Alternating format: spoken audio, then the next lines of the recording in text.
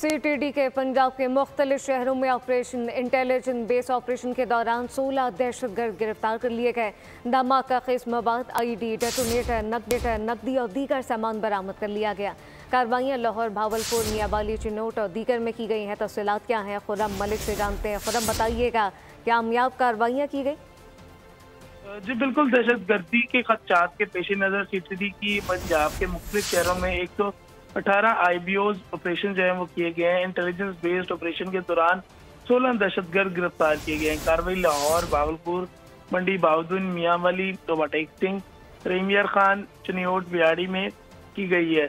लाहौर से फितना अल-खरवाज का एक खतरनाक दहशतगर्द उमर असला और बारूदी मवाद समेत गिरफ्तार किया गया है। दहशतगर्द का ताल्लुक जो है वो शुमाली वजीरिस्तान से है।